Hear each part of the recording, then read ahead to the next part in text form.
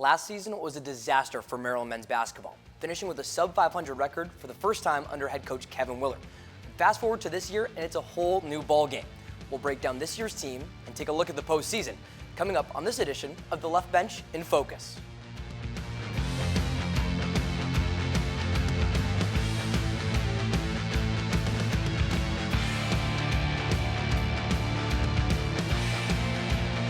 I like the fact that I can throw the ball inside on a consistent basis. Every win's huge.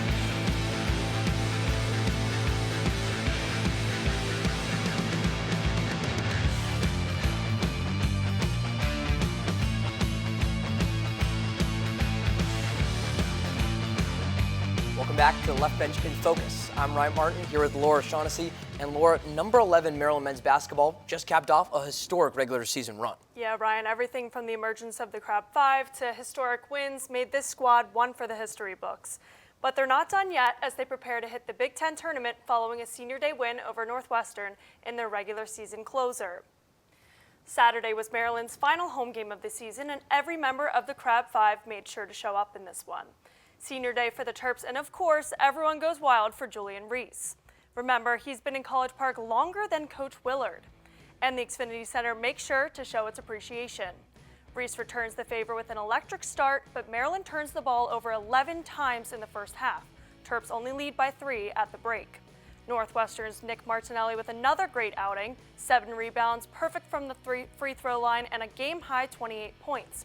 But Maryland was dominant on the glass all afternoon, out-rebounding the Wildcats 45-23. Reese leading the way with 19 points and 11 boards. And then it's Jacoby Gillespie helping out with a couple of clutch threes late in the second. All 5 Maryland starters finish in double figures again as the Terps wrap up their regular season with a comfortable 74-61 win. Northwestern had a really tough loss against UCLA on Monday, and we played Wednesday night. So I knew we were going to be a little flat. We're going to be emotional and flat, and I think the big thing was I thought our bench really gave us some really good minutes in the first half to kind of spell some guys. And, just being at home really helped. After Saturday's win against Northwestern, the Terps now have 6 days off ahead of being the number 2 seed at this year's Big Ten men's basketball tournament in Indianapolis. And here to break down the outlook heading into the tournament, we're excited to be joined by the Diamondback's Maryland men's basketball beat reporter, Eli Cohen. Eli, thanks so much for joining us today. Yeah, thanks for having me. Yeah, so as you know, Maryland has been out of commission for March Madness since 2023. So how might being a less experienced team in terms of appearances might affect them this upcoming tournament? Yeah, I think one thing is with so much roster turnover in college basketball these days, a lot of teams don't have that tournament experience just because it's so many new players. But they do have a guy in Julian Reese who has been through a lot at Maryland, who's sort of that steady force. But I guess time will tell really how the rest of the team is able to adjust to the bigger stage. So Eli, we just talked about it with Maryland picking up the win against Northwestern. Michigan loses to Michigan State. So you see right here, Maryland has that number 2 seed right here, and this side of the bracket is able to shape up. When you look at the 15 Big Ten teams that make it, what are some of your takeaways for how it's going to look like in Indianapolis this weekend? Yeah, one of the first things is Maryland was projected to finish 10th in the preseason poll, moved up to 2. That was the biggest jump out of any team in the conference. And then also with the preseason, the only top 4 team that finished in the top 4 was UCLA. So I guess a big surprise in terms of what people expected. I think Maryland's draw is somewhat favorable, just being on the opposite side of Michigan State. So we'll see what happens. Definitely. And we now know that Maryland has secured the double bye in the upcoming conference tourney. So how crucial is that rest for Maryland, as well as how might high seeding help them in this March? Yeah, it's big. They've struggled some coming off of those large byes. They've played 2 Big Ten games after like a 6-day gap, and they lost both, 2 on 5 days, and they went 1-1. But at the same time, their offense wasn't as strong as like the last 4 games as it had been for the rest of the season. I think it's a long season. They play their starters a lot, so getting that rest is really valuable for them. And it means also later in the tournament, they're a little more fresh as well. You mentioned it's a long season, and for this team to win the Big Ten championship in Indianapolis would be a huge accomplishment for Kevin Willard and company. But this year's team has got hype, and they're thinking more about San Antonio, a deep run in the NCAA tournament, maybe all the way to the Final Four. When you look at Maryland going to Indianapolis, right now they're in that quarterfinal already. If Maryland were to lose that game early, how could that impact their NCAA seeding versus if they went all the way to the championship? What's the range we could see Maryland fall in for the NCAA tournament based on the Big Ten tournament? Yeah, I think most of the brackets now have Maryland sort of on that 4 or 5 line, maybe more on the 4 side than the 5. If they lose early, maybe they drop to the 5. It sort of depends on other results from other conferences. But if they end up winning a tournament, I could certainly see them as high as a 3 seed. And there are a few really dominant teams in college basketball, so being on the opposite side of that 1 seed could be a really big deal. Quite an accomplishment for Kevin Willard and company if they can do that in Indianapolis. Yeah, and we'll see where the Terps actually land in the upcoming NCAA tournament as Selection Sunday approaches. Thanks for stopping by, Eli. Absolutely. You can keep up with Eli at X at EJCohen17 and read his latest pieces in the Diamondback and the Washington Post. Now, Maryland men's basketball season is far from over, but with it somehow already being tournament time, let's take a look back at how the ranked Terps got here. And spoiler alert, it's because of a lot of wins. Maryland's victory over Northwestern was the cherry on top for a 24-7 regular season, the most wins the program's had since the 2019-2020 season. Maryland posted a 7-1 record before Big Ten play even got started, winning by an average margin of 33 points per game, excluding a tough 4-point loss to then number 15 Marquette.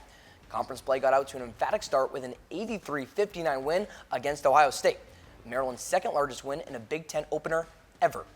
Fast forward a month, and Maryland suffered its lowest point of the season, losing consecutive games for the only time on the campaign thus far with an 0-2 West Coast road trip to Oregon and Washington. But since then, the Terps have positioned themselves well for March. With the newly nicknamed Crab 5 clicking offensively, Maryland went 12-3 over the final 15 regular season games, taking down then number 17 ranked teams at Illinois, home versus Wisconsin, and at Michigan. Following that win against the Badgers, Maryland debuted at number 18 in the Week 13 AP poll, marking the Terps' first top 25 ranking in nearly 22 years. But that 12-3 finish also included all 3 losses by 1-score heartbreakers. This L in overtime at Northwestern, against the Buckeyes at Ohio State, and then this half-court heave by Trey Holloman, and then number 8 Michigan State stuns the Xfinity Center. But Maryland is trying to bounce back from that, and we'll see if they can do so soon. But you should stick around, because when we come back, we'll take a look at how close games will impact Maryland's tournament success. And we'll reveal our Terp of the Year along with our top 5 plays. Don't go anywhere.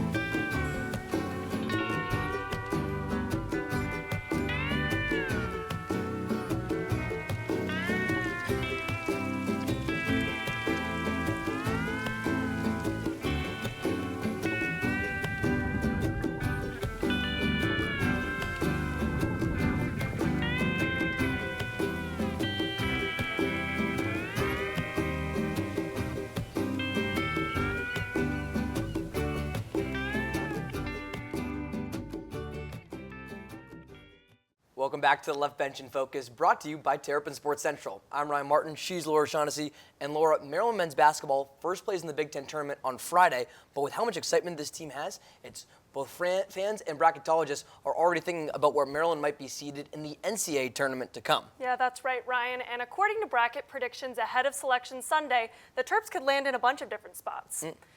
Looking ahead to the NCAA tournament, ESPN's latest bracketology report projects Maryland to be a 4 seed, but some bracketologists have the Terps as a 6 seed.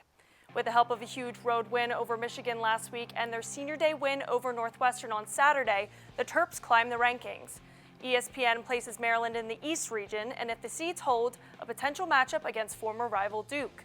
This could mark the first time the Terps play the Blue Devils since Maryland left the ACC in 2014.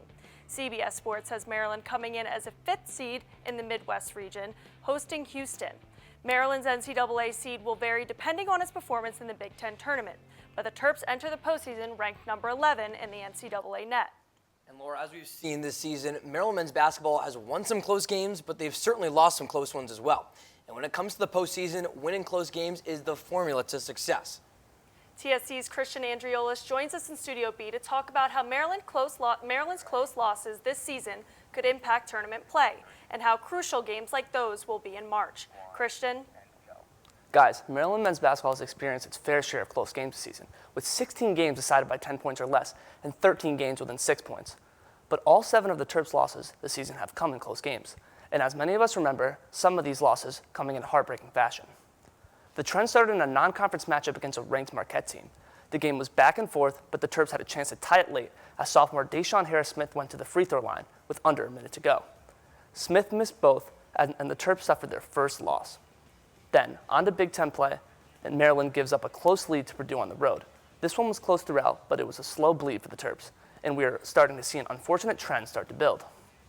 The next group of losses came in the Terps' trip to the Pacific Northwest, where they fell to both Washington and Oregon to start the new year. In the matchup against Washington, Derek Queen and Jacoby Gillespie combined for just 5 points in the 6-point loss, leading again, but allowing the Huskies to claw back in. Just 3 days later, a game with Oregon, but the Terps blew a 15-point first-half lead and eventually lost by 4. But then came the buzzer beaters. First, at Northwestern, Maryland loses Nick Martinelli on an inbounds pass as he knocks down the game winner in Evanston. A few weeks later, it's Bruce Thornton at Ohio State winning the game off a bank 3 with 7 seconds to go. And finally, the most heartbreaking of them all, a heave from Trey Holloman to give Michigan State the win in College Park. However, it hasn't all been bad for Maryland in close games, as they also have 6 wins in games decided by 6 or fewer. The first came in November against Villanova, where Maryland squeaked out a 1-point win on a huge defensive stop at the buzzer. The next came against Minnesota and Nebraska at home. And we all remember at Indiana, Rodney Rice had possibly the biggest shot of the season for the Terps on his go-ahead three-pointer with 7 seconds to go, as Maryland escaped by 1. In Maryland's final 2 road games, they proved they can get it done no matter where they play, winning at Michigan and Penn State. In March, being able to win games in crunch time is necessary when every team is a quality opponent. Maryland men's basketball has experienced enough of these games on both receiving ends to understand what it takes to come out on top. It takes experience to win in March, and this team's got it. And guys, I'm not sure what you think, but I'm pretty confident this team is battle-tested, and all those close games or losses and stung in the regular season will help in the postseason. Back to you guys. Yeah, and Ryan, I think the question will be, are the Terps battle-tested enough to close out those close games against the other major titans in the NCAA? Yeah, Laura, you think of all those losses that Christian just mentioned, including that Marquette one, that was all in the previous year. Feels like this is a completely different team since then. I'm excited to see if they can turn those losses maybe into some wins in March. Yeah, definitely. Big reason why they've turned it into some wins, too, is the improvement from last season with the shooting from guys like Selton Miguel. To discuss how his basketball journey has taken him all over the world, but how he hopes his time in College Park will leave a lasting legacy. I always had a dream, come to America, and then it wasn't never nobody else here to help us, from where we come from, help us to get here. The path to college basketball was never easy for Maryland guard Selton Miguel. You see a lot of people that never had the opportunity, now they're here and they're fulfilling their dream. Miguel has traveled across the world to pursue his basketball dreams, but the Angolan native keeps his country with him on the court. This past summer, Miguel suited up for Team Angola in the FIBA Olympic qualifiers, getting experience with professionals, being the only collegiate player on the squad. I dreamed that since I was a kid, to represent my country at every level. Miguel didn't just share the court with pros from Angola, but with a familiar face currently playing in the NBA, Miguel's cousin and Maryland basketball legend, Bruno Fernando. We always had a dream to play together. We played together in the same national team. We never played together in high school, but we always had a chance to play together.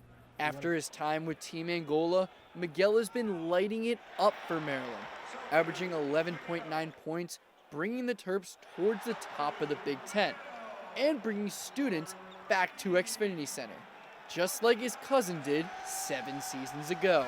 We always had the dream to have the same legacy as both, when somebody talk about Maryland, talk about both of us, that's just one, and it was basically the dream my last year, just, trying to start my legacy here, but keep his legacy here. Miguel is bringing excitement back to Maryland basketball and using his Angolan experience and his African roots to elevate his play. I'm still learning, I'm still the same kid, but definitely just, put me in the level of knowing both words, both basketball words.